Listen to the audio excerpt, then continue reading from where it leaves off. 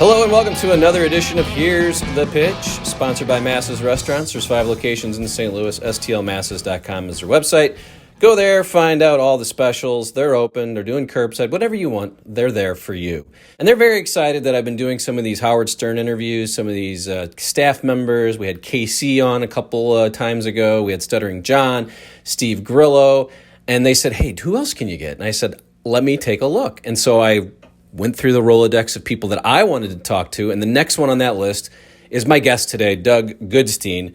He was the producer, executive producer of In Demand, Howard TV, but you were a producer at E for a while. Doug, thank you so much for joining me. I'm going to be honest, this is very exciting for me because we're going to have a little TV talk, the TV producer to TV producer talk. We're going to be nerds together. Yeah.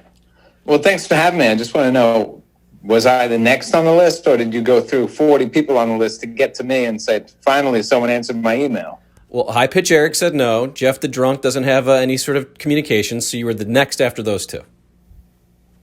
Well, that's a very elite group of people that I follow. No, I really was. No, and as I told you in our pre-interview, I'm very interested in just kind of the minutia of how the TV portion of the Howard Stern Show went, and I know you were involved with it for a long time, and so you really were. And then you became kind of an on-air character, unfortunately, by proxy of being one of those guys. So I wanted to talk about that. But just first, what are you up to now? Because I know that on demand is no longer a thing, and Sirius kind of does their own thing. So what is Doug Goodstein doing these days to stay busy? Yeah, it's amazing. It's been 6 years already. It feels like it went very quickly, but it's been a while. So after the show, I went and I launched the flagship show for Revolt TV, which was a startup that Puff Daddy created, and launched another radio show on TV and a live simulcast. Did that for about a year, and then after that, I really pivoted and created another interesting endeavor. I worked for Mark Levin, who's a conservative political talk show host. And I started up his digital platform, Levin TV, and then did his show, Life, Liberty, and Levin. So really an interesting juxtaposition from Stern to a hip-hop talk show, and then to, pretty conservative political talk show host. So I've done it all. That's the thing, though, in this business, as you know, you just kind of do what gets you paid, right? Yeah, exactly. You do what you have to do. They're all jobs. Some people they question working for the Stern Show. They question working for the Breakfast Club. They question working for Levin. It's like, guys, at the end of the day, I'm a television producer. I'm going to make great content. I'm going to do the best I can, and these are jobs. They call it jobs. So you do your job. Yeah, and and so I researched because I really did not. I knew that you showed up during the E show, but I was curious how you actually ended up at the Stern Show, and I was curious about kind of everybody because it was this whole new thing where, hey, we're going to put the radio show on TV. How do you make that exciting? So just give me that story. I read you were with ABC News. You were kind of a runner, and Scott DePace sort of. I don't know how you knew Scott, but maybe set this up. It's an interesting story. I was at ABC News. I was called a desk assistant, and I was doing field reporting. It's called an off-air reporter. So I was like 22, 23, 24 years old, and I was working at the top, cream of the crop that was at the top of the food chain on news at World News Tonight, World News This Morning, World News Now, with Peter Jennings in the newsroom and all these top-of-their-class anchors and reporters at the most incredible news organization. As a young kid, I was like, wow. But pretty quickly, after 2 years, I realized it was a little too intense for me and too serious. I was more into the entertainment aspect, and it was really hardcore. Not that I didn't like it, I just wanted something else a little more in the entertainment field. So back then, I literally just sent an email. There wasn't even an email. I literally just sent a resume in the mail all over New York City to different organizations and like MTV and I think Entertainment Tonight.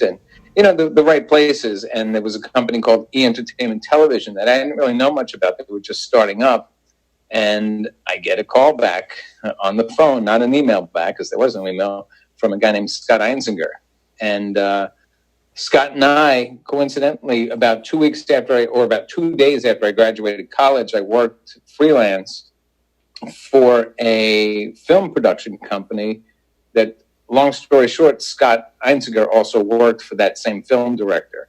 So he was just going, oh my God, we compared stories from this crazy director, and we hit it off. We got along, and he said, I have something evolving.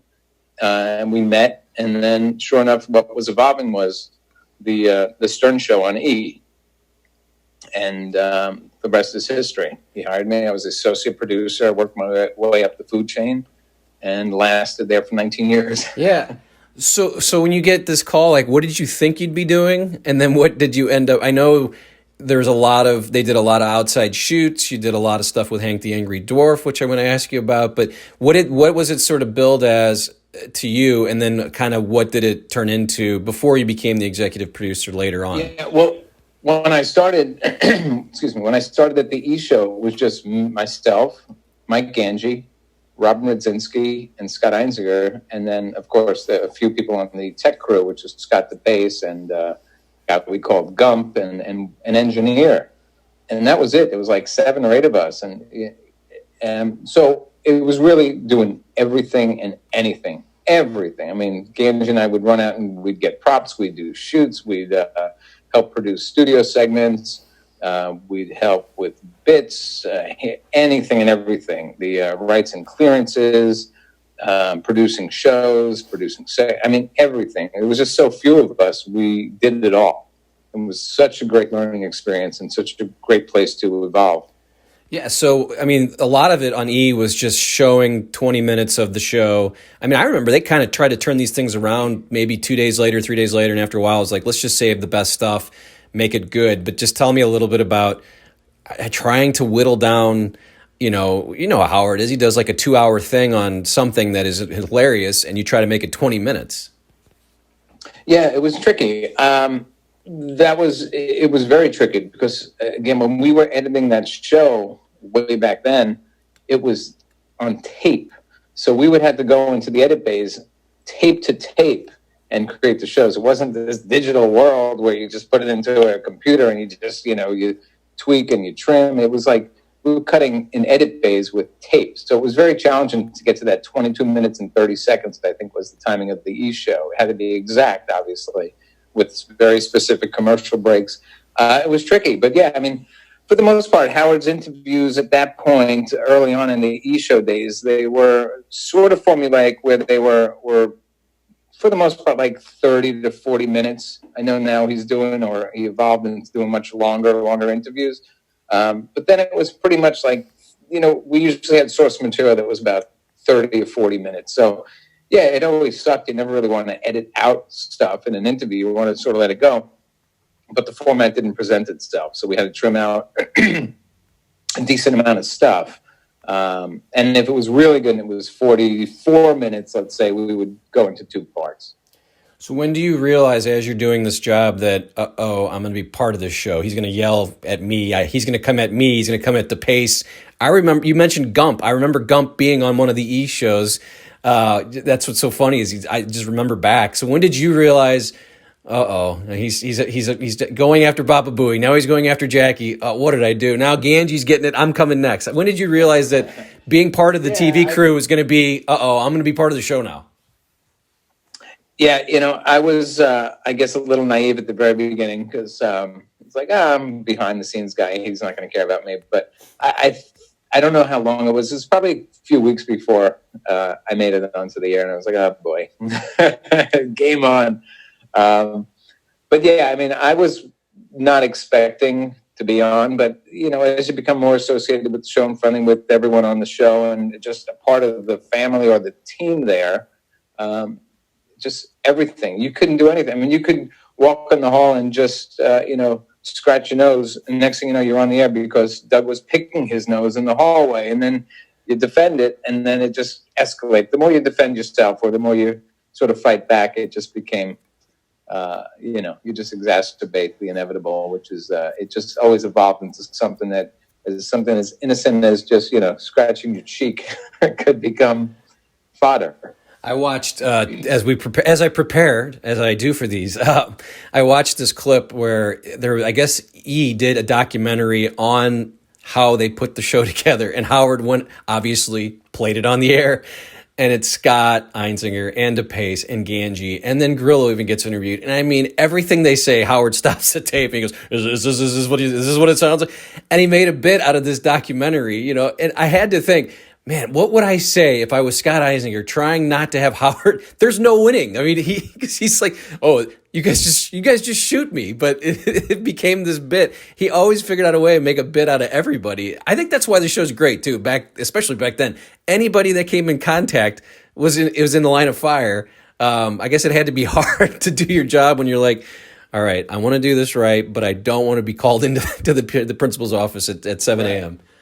Yeah, I mean, you just knew. It didn't take long to figure out that as soon as you, anything and everything you did was potentially going to be dissected and become a bit or put you into the crosshairs. So sort of expected that. I forgot about that documentary or that behind the scenes. That was funny. I think that was Einziger generation, right? So Yeah. Scott was in there.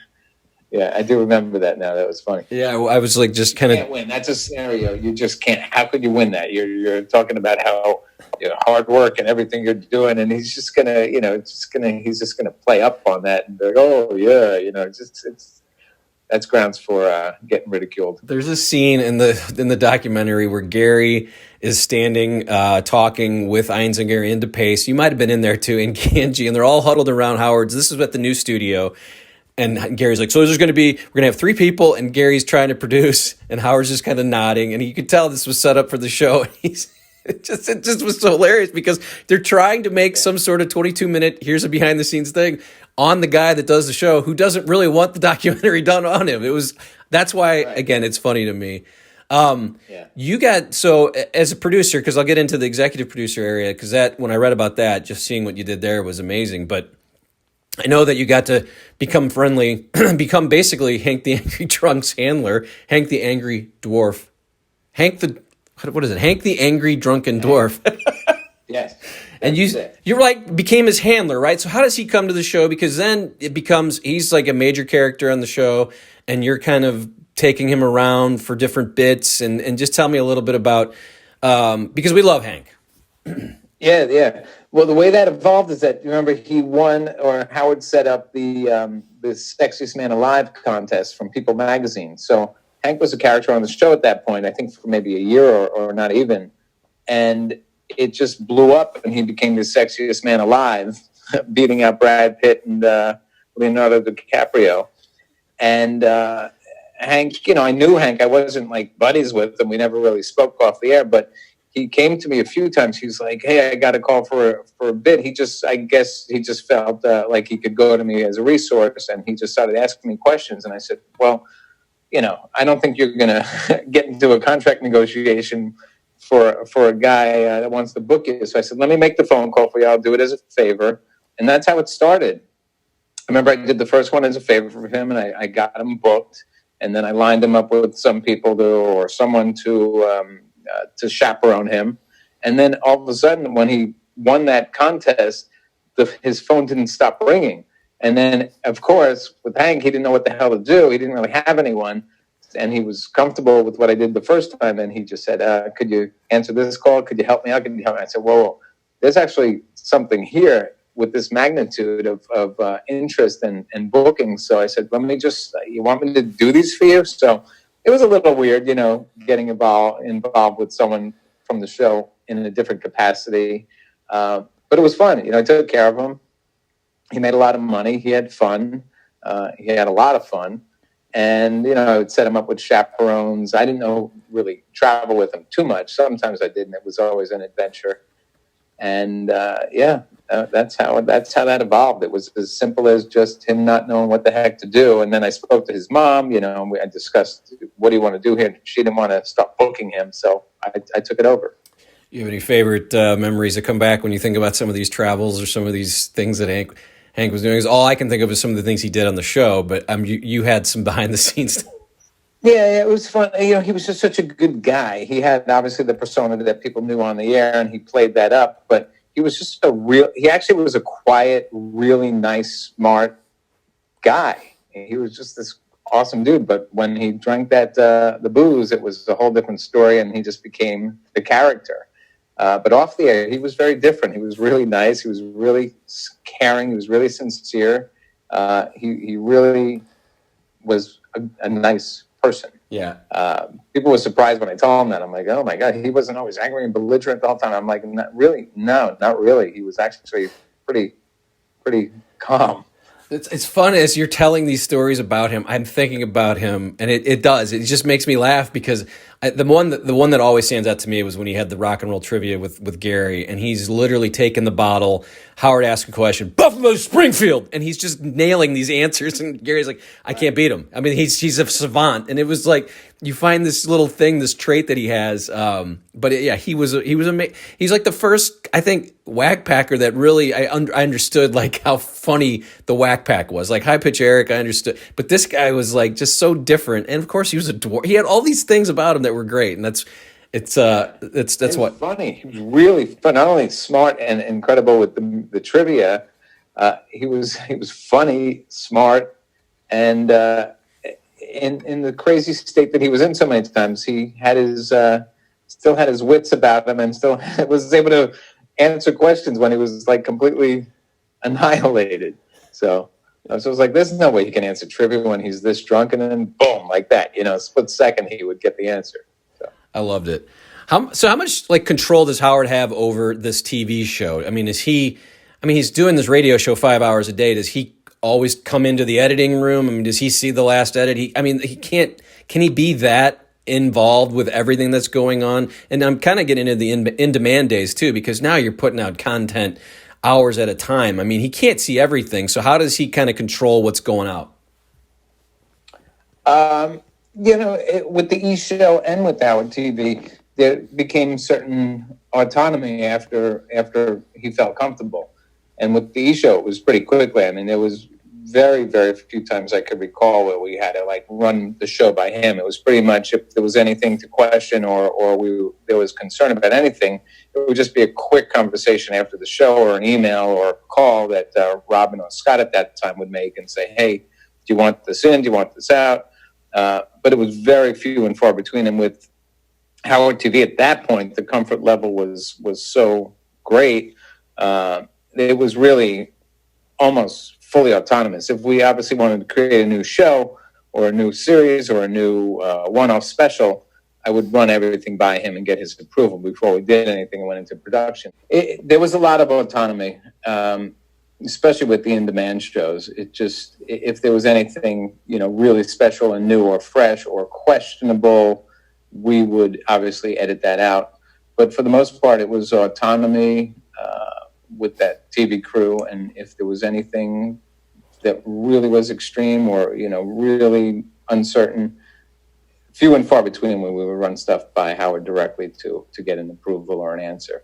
So tell me a little bit about the from E! to On Demand to the Howard TV is what On Demand was. There was a time where you guys weren't working, right? And how did you become the executive producer? Give me just that story, because it was right in between the time, I guess he went from terrestrial to satellite too at the same time. Yeah, the transition was, I think it was like 2 weeks there was the gap for 2 weeks, and that was it. It went from E! and transitioned right over to In Demand.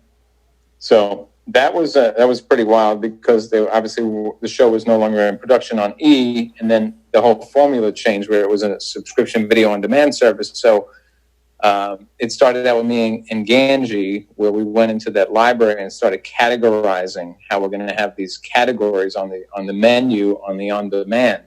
So we took, whether it was celebrities and sports and remote shoots and, wild and whack pack. And we just started breaking down into categories, and then we created and repurposed all the content. So we spent the first 4 months just re-editing shows, and they were uncensored, and we repackaged them with new graphics and a whole different format, no commercials, and we just where something was maybe a 40-minute interview, but for the E show we cut it to 22, or whatever whatever the length was that had to be cut down. Now we had the ability to just go back to that raw footage, uncensored, and let it go in its native, basically as it happened, almost like it was live to tape. So that and all the raw stuff. I mean, I think the E thing starts in '94. Someone in their mind says, "Well, we'll just keep it all," right? I mean, that which is the smartest thing ever. Don't just do the show. Howard, he owns all that stuff. That's all part of the line. That was part of the deal. They retained ownership of those shows, which is very smart to do. Most people can't really do that these days. You don't really own your show. But he owns all that stuff. So that stuff obviously is, I assume, still in the library and still being used. I have no idea how far back they're going with stuff. But that was pretty a new formula. And you had to watch it all, you and Ganji, just sitting in a dark room with some wine and some cigars? Well, no, at that point, then we started building up a team. So we had producers, we had editors, and then, so we would go into the notes, we'd look if there was any legal restrictions, anything to be concerned about. Before it went on the air and they were recut, we watched everything. We watched every single show.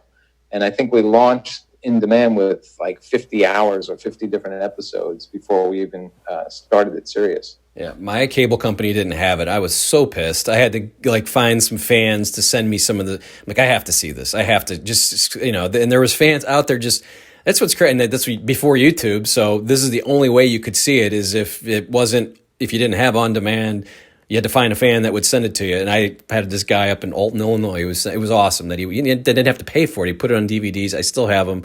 It was cool. What's it like for you when now you've had a few pretty good arguments with SHULI and Ralph on the air, and then you have to go back and watch it and know that, all right, that's going to have to make it, and that's going to live in perpetuity. And I see it on YouTube now. Does that stuff kind of come to your head when you're like, oh shit, what did I just do? Yeah, I mean, it comes down to it was a very real environment. So when you're on the air or it is a show, a lot of people.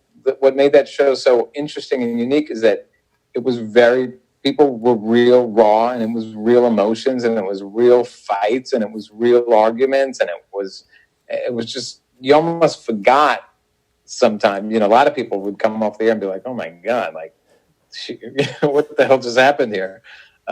You feel like you're having an argument with someone face to face and you're not realizing it's on the air. So you're like, oh shoot, yeah, sure. There's certainly moments where you're like, oh man, what the hell? Well, that's part of it though, right? Because Howard breaks it down and makes you feel like you're just in a room with guys, and it's like, right? I mean, it feels like that's what happens with that show. But absolutely, yeah. And even with the guests, that's always been the thing. It's just you sit down on that couch, and it's just like you just feel like you're having a conversation, not an interview, not live, not on the air for people to be listening to. Just very comfort. That was the best skill he has, is just making people feel comfortable and almost forgetting where they are, that they're actually not just having a conversation without microphones and being broadcast. I'm going to ask you a few names, just a few words on each guy. Artie Lange, tell me a little bit about him, working with him, and then do you get to keep in touch with him? I don't think anybody is, but any updates on Artie and what it was like to work? He was so funny to me. I mean, when he came, I always talk about this, like the two eras of the show. I love the Jackie era and I love the Artie era, but Artie to me was so fast and so funny. And I know Jackie was different. He was a joke writer. Artie when he was just popping in with things, it was so funny to me. Just give me a thought on Artie, and I don't know if you talked to him. I guess not. No, I don't even know where Artie is right now, and I know a lot of people don't know. He's sort of just disappeared. I hope he's okay. I haven't talked to him in probably a year and a half now. So that's a real worry and concern. I just hope he's all right. But great guy, obviously fighting demons and just a lot of trouble in his life. But I just hope whatever he's going through right now, wherever he is, I just hope he comes out on the other side really good. Yeah, and hopefully his nose is okay. I saw the last clip of him, and he was so good. He was really nice to me when he came through town, so I root for him too. Robin. Everybody I ask about Robin, I'm always expecting something like, oh, had her days, but most, like 5 guys, like I said, I've interviewed for this little series I'm doing, like, oh, no. Robin is the best. Robin Quivers, give me a fun Robin Quivers story and your thoughts on working with Robin. I don't really have a fun Robin Quivers story. We just had like a working relationship and we were friendly. She wasn't like my buddy, but I don't really have anything bad to say about Robin. Was she okay with you showing her bra open? That was like the famous clip that became. Oh, yeah, that's right. Yeah, I suppose so. I guess we reran that 1,000 times. Jeez, see, this is things I even forgot about. So that was where that was at Sirius already, right? No, I believe it was. No. That was it. That was at K-Rock. Now I remember. That was K-Rock. Where did Robin Radzinski go? I think I Googled and I'm like, where she used to be kind of the executive producer. I think you had Eisinger, you had Radzinski. What happened to Robin? Do you talk to her? Yeah, she went to work for I forgot what network. She went to work for a network down in Florida, a cable network, and then she ended up in California working for a production company. And now, believe it or not, she's in Hawaii. Good for her. And she's out of the business. Smart woman. So yeah. I am basically out of the business besides the podcast. Stuttering John was on. Did you go on shoots with him at this during the 90s? Because he was still doing his Stuttering John bit. Was that part of what you were doing? And tell me if you have any fun. I was John's main producer. So I took him out probably for 90% of his interviews, shortly after the E! Show started. And we sort of became synonymous. So John's going out, Doug's going with him.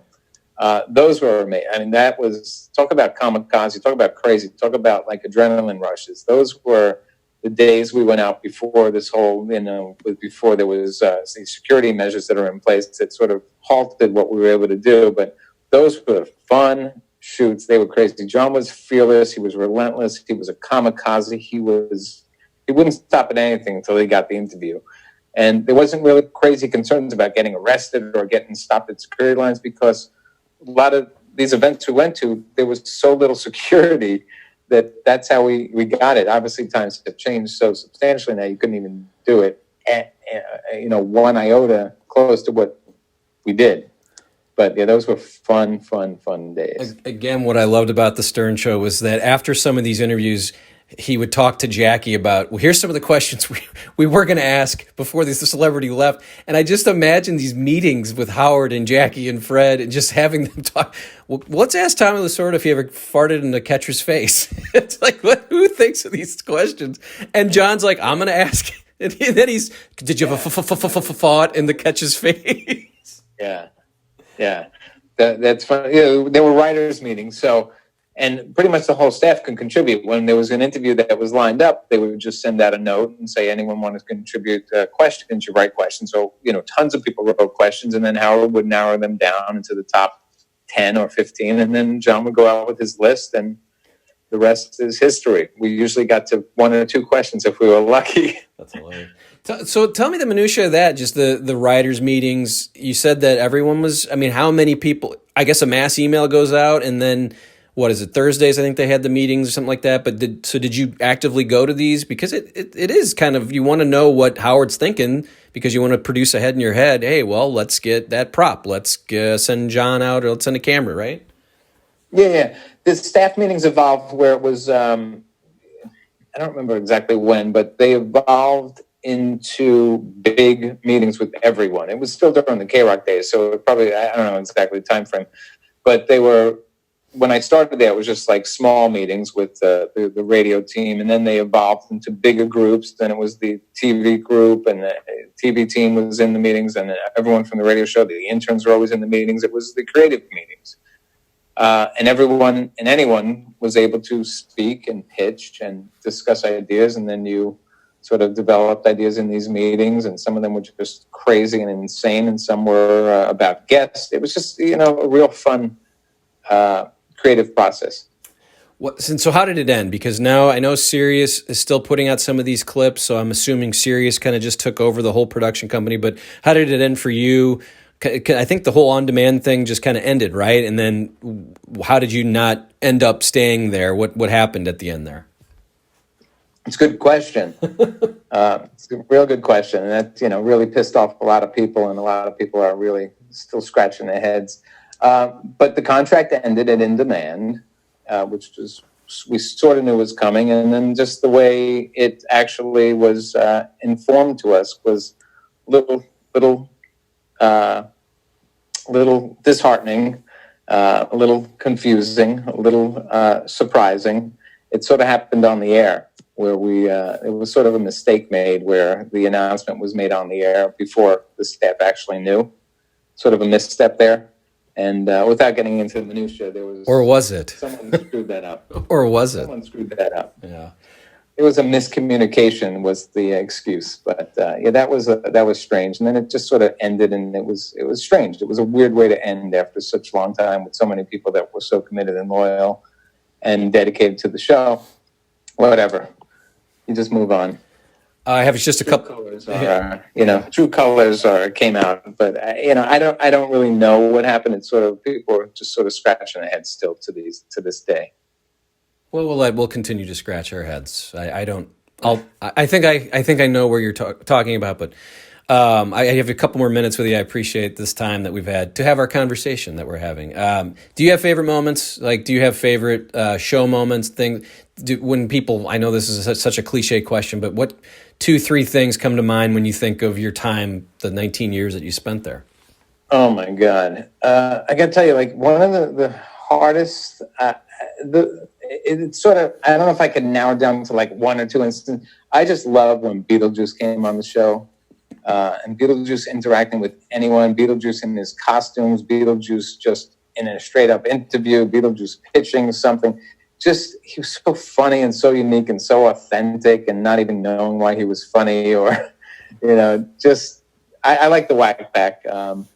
Some of those real crazy segments that we did, not just the Whack Pack being interviewed, but then becoming like High Pitch Eric with the fish was just such a classic segment, and so funny and so real and so hysterical. Celebrity interviews were good. People that were not the average guests that you'd see on other shows that people would come on for the first time. Remember, we did a remote show in LA, and he interviewed Rodney King, and I found that fascinating. I just thought that was a real interesting, such a unique guest and such a historical figure. That's something that I was like, wow, that's pretty amazing to be interviewing him and just hearing him in different perspective than what you're used to being interviewed by Howard. God, there's just so many. There's so many. The bands I used to love because it was so intimate and so awesome. You have like Lady Gaga or Metallica or Train. Just these amazing interviews and performances. It was just just the stuff that really was intimate, and you'd see people out of their usual context once they relaxed. And then obviously some of the funny bits with the Whack Pack were the standouts. That was really the fun moments. Yeah, and it's funny that you mentioned all those, and then I'm like, what a base of content this guy has created. I mean, it really is amazing. I will say it, I was a super fan from around 98 till about 2009, and I listened every day, and I just love the show. But I will share a couple of my favorites and then get your thoughts. The Gary tape, the things that happened where someone would just call and start this thing that became a show for a day. And the Gary tape is, of course, everyone has to know, Gary had this tape back in 1989 where he tries to get back his girlfriend, and it is just so sad and so hilarious. And it's one of those days where, how people, it's such cliche, I couldn't leave my car. I literally had to be at work at 9 a.m, and I couldn't get out of my car. Do you remember seeing that tape for the first time and going, oh my God, I can't believe, because Gary got like $30,000 for it or something crazy. So he had to get the money, but it just started with a guy calling in and saying, Gary made a tape, and then boom, the next day there's popcorn, there's 2 shows. It was great. And again, the more Gary defended that, the more it just became bigger and bigger and bigger. It was great. It's just, that's like the real pure, organic, authentic, raw nerve, raw emotion, discomfortable, uncomfortable segments. It was great for everyone else except Gary, but he was a good sport with that. Well, I don't know if it was worth $30,000 at the end of the day, because here it is, 25 years later, and you're still talking about it. Well, and there's a guy that I watch. I watch MLB Network every morning. This guy, Robert Flores, annoying. He says annoying. I mean, and I tell my wife, my personal life said annoying, my professional life. I mean, I quote it. It's just, I know it by heart. I've seen it so many times. It's hilarious. I have to ask you about Gary, because he's a fellow producer.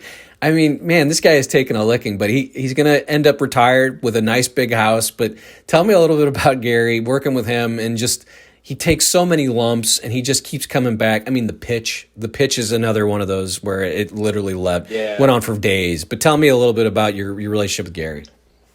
It was a good working relationship. We got along fine, and he did his thing, and I basically did what he did on the TV side. He did on the radio side. Obviously, he produced the radio show, and I took what was produced on the radio show and enhanced it and made it the best visual for TV.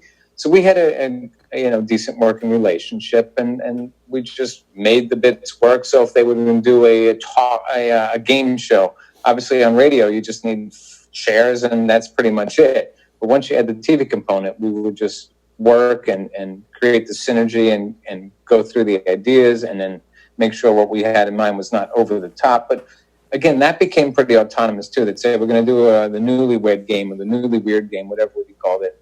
And we would just, at some point, we just did what we have to do. And it was never really a problem. If anything, it only made the segments on radio better, because it made them into real shows. The thing we always had to be careful of in the fine line is that we didn't want to overproduce and make it too visual to the point where we forgot that it's actually a radio show first.